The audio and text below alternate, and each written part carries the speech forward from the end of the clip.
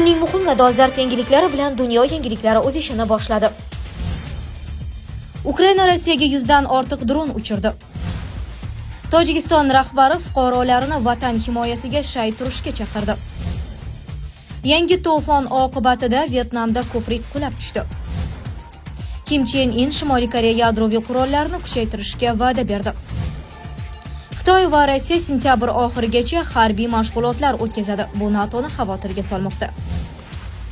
Politsiya josus Kit Xvaldimir otib o'ldirilmagan.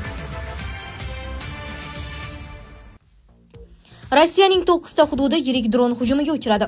10 sentyabrga o'tar kechasi Rossiyaning 9 ta viloyati, shuningdek anneksiya qilingan Qrimga uchuvchisiz samolyotlar tomonidan katta hujum uyushtirildi.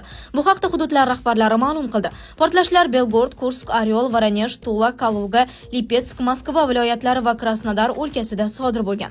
Bryansk viloyati gubernatori Aleksandr Bogomez Telegramda Rossiya havo hujumidan mudofaa kuchlari unga ishonib topshirilgan hududda 59 ta samolyot tipidagi uchuvchisiz uchish apparatini urib tushirganini yozdi.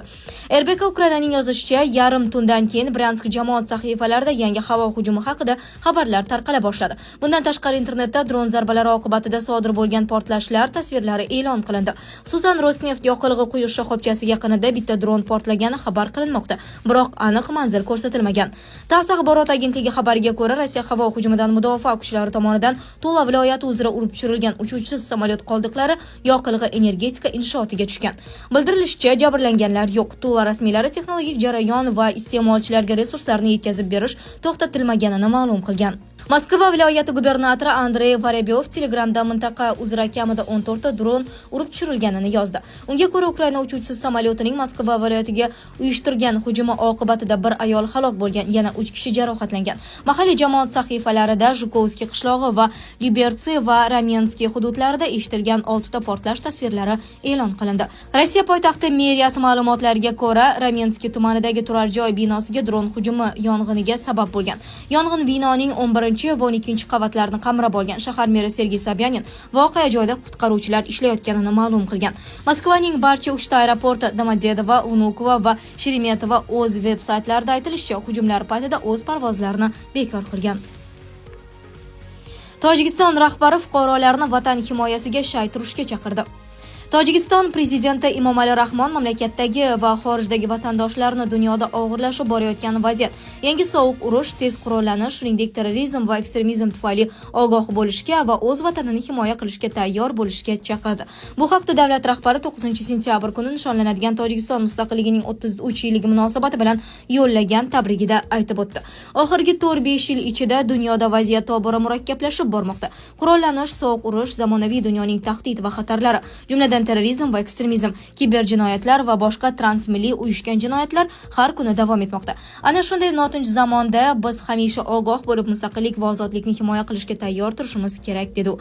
Prezident shuningdek so'nggi yillarda dunyo mamlakatlari iqlim o'zgarishi oqibatlari, jumladan qurg'oqchilik, tabiiy ofatlar, yuqumli kasalliklar tarqalishiga duch kelayotganini ta'kidladi. Eslatib qo'ymoqchimanki, zamonaviy tahdid va xavf-xatarlarning salbiy ta'siri qayd etilgan muammolar bizning jonajon Tojikistonimizga ham taalluqlidir, deydi Emomali Rahmon. Rahmon respublikada xavfsizlik va barqarorlikni ta'minlash nafaqat hukumatning ustuvor yo'nalishi, balki o'z mamlakati har bir vatanparvarining asosiy vazifasi ekanini ta'kidladi.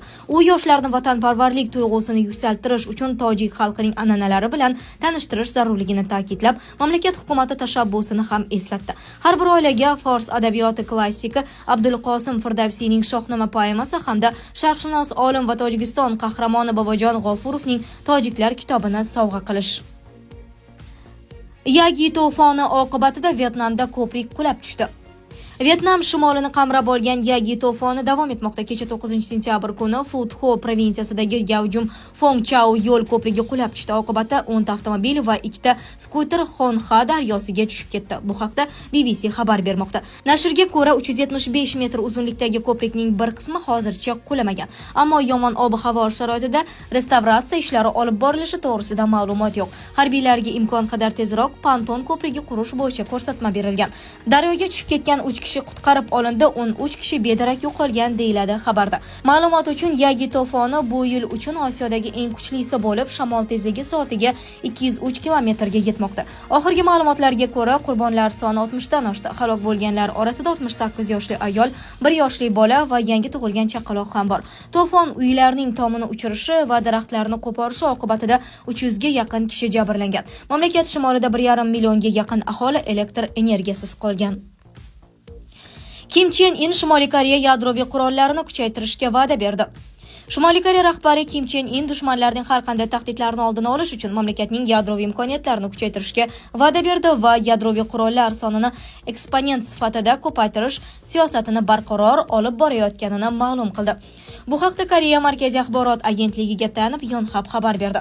Nashrga ko'ra, Kim Chen In hukumat rejimining 76 yilligi munosabati bilan katta partiya va hukumat amaldorlari bilan uchrashuvda nutq so'zlagan va KXDR yadro quroliga ega bo'lgan dushman davlatlar tahdidiga qarshilik ko'rsatish uchun yadroviy kuchlarni izchil mustahkamlashini ma'lum qilgan. KXDR o'zining yadroviy qurolli dushman davlatlari tomonidan qo'llaniladigan har qanday tahdidli harakatlarga to'liq dosh bera oladigan yadroviy kuchini barqaror ravishda mustahkamlaydi va davlatning barcha qurolli kuchlarini, shu jumladan yadroviy qurollarni jangga to'liq tayyorlash uchun chora-tadbirlar va sa'y-harakatlarni 2 barobar oshiradi, deydi Kim.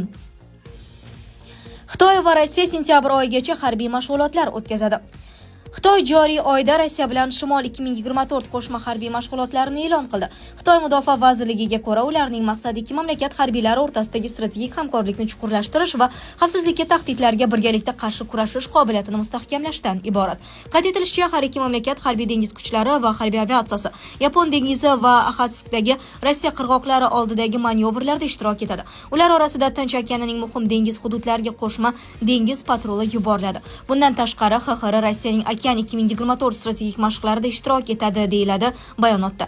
Rossiya Ukraina urushi fonida Moskva va Pekin iqtisodiy, diplomatik va mudofaa sohalarida hamkorlikni kuchaytirib, G'arbga qarshi chegarasiz sheriklik va hamjihatlikni e'lon qilmoqda. Xususan, joriy yilning iyul oyi o'rtalarida Xitoyning Changzan port shahri qirg'oqlari yaqinida ikki davlat suvda va havoda qo'shma harbiy mashg'ulotlar o'tkazgan edi.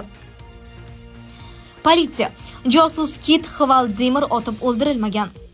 Yaqinda Norvegiya qirg'oqlarida o'lik holda topilgan Hvaldimir laqabli beluga kiti o'ldirilmagan bo'lishi mumkin deb xabar berdi mahalliy NRK telekanali politsiyaga tanib. Kitning og'zidan uzun tayoq topilgan. Norvegiya politsiyasi tomonidan o'tkazilgan ekspertizadan olingan dastlabki xulosalarga ko'ra, yaqinda Norvegiya qirg'oqlarida o'lik holda topilgan Hvaldimir laqabli mashhur 4 metrli beluga kiti ilgari o'ylangandek o'ldirilmagan. Bu haqda ma'lumotni 9-sentyabr dushanba kuni Norvegiya politsiyasiga tanib mahalliy NRK telekompaniyasi e'lon qildi. Yorib ko'rish uning oshqozoni bo'sh ekanligini ko'rsatdi. Bundan tashqari, aksariyat organlar ishlamay qolgan. Tekshiruvlardan aynan Hvaldimirning o'limiga bevosita inson faoliyati sabab bo'lganligini aniqlaydigan hech narsa topilmadi, dedi Syor-Vest okrugi politsiyasining Shimoliy dengiz bo'limi rahbari Pridi Reyfhem. Uning aniqlik kiritishicha, Hvaldimir og'zidan uzunligi 35 sm va kengligi taxminan 3 sm bo'lgan tayoq topilgan. Yakuniy atopsiya hisoboti mavjud bo'lganda barcha alomatlar ishning to'xtatilishini ko'rsatadi, deya qo'shimcha qildi Reyfhem. NRK ta'kidlashicha, yorib ko'rishni Sandsdagi Norvegiya veterinariya instituti amalga oshirgan. Aytilishicha, kitning tanasida otishma sabab bo'lmagan yuzaki jarohatlar bor. Ushbu faktdan kelib chiqqan holda politsiya ishni faol ravishda tergov qilmoqchi emas. Veterinariya instituti o'lim haqidagi yakuniy hisobot 2 hafta ichida tayyor bo'lishini e'lon qildi. Sizlarga yetkazmoqchi bo'lganlarimiz shulardan iborat edi. Dunyo yangiliklaridan uzoqlashmang.